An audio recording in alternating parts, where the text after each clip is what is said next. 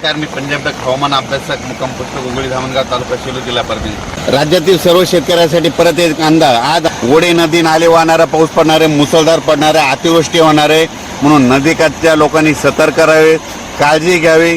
कारण की राज्यामध्ये या पावसानं मुसळधार पावसानं सगळीकडे थैमान घातलंय, म्हणून हा अंदाज सर्व शेतकऱ्यांना लक्षात येतात। राज्यात एकंदरीत परिस्थिती पाहिजे तर पूर्व विदर्भ, आज पूर्व विदर्भात तिकडल्या भागामध्ये वर्धा, नागपूर, भंडारा, गोंदिया तिकडल्या भागामध्ये तिकडल्या पावसाचा जोर उसळ आणि पश्चिम विदर्भ आणि मराठवाड्यातला जोर मात्र आज 2 तारखेपर्यंत असाच राहणार आहे, म्हणून हा अंदाज लक्षात येतात। हा पाऊस लगेच आज काय होणार आहे की जालना, नगर तसेच असा करत करत नाशिककडे जाणार आहे, म्हणून नाशिककडच्या शेतकऱ्यांनी एक विनंती, नदीकाठच्या लोकांनी सतर्क करावे।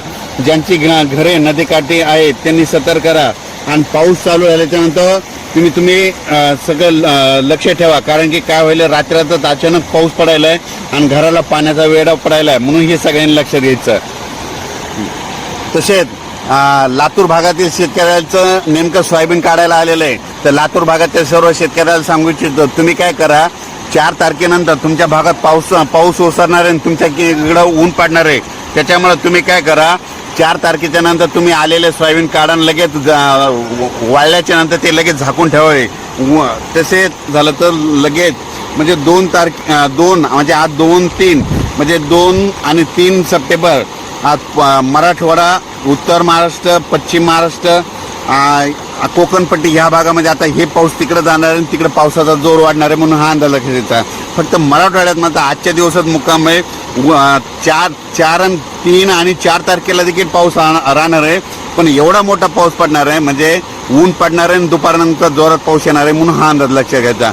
आणि राज्यात जास्त आता पाऊस आता उत्तर महाराष्ट्राकडे म्हणजे नाशिक, धुळे, नंदुरबार, जळगाव, नाशिक, नगर, संभाजीनगर या जिल्ह्याकडे आता म्हणजे आजचा 2, 3, 4चा पाऊस तिकडल्या भागामध्ये जोरदार पडणार आहे, तळ्याला पाणी देखील वाढणार आहे, म्हणून हे देखील अंदाज लक्षात घ्यायचा। माझी शासनाला विनंती आहे की काय करावं की शेतीचे पंचनामे करावं आणि सर्व शेतकऱ्यांना मदत करावी। कारण की मी माझा स्वतः वैयक्तिक शेतकरी असताना माझ्या जवळपास 5 एकरचं सोयाबीनचं पीक वाहून गेलेलं आहे। वाटल्यास तुम्ही बघू शकता, म्हणजे शेतातून पाणी गेलंय आणि माझं स्वतःच नुकसान झालंय। तर असं असंख्य शेतकऱ्याचं महाराष्ट्रातल्या, मराठवाड्यातल्या सगळ्या शेतकऱ्याचं असं आतोनात नुकसान झालंय, त्यांचा पंचनामा करावा, त्या शेतकऱ्याच्या शेतात जाऊन पंचनामा करावा आणि शेतकऱ्याला तात्काळ मदत करावी।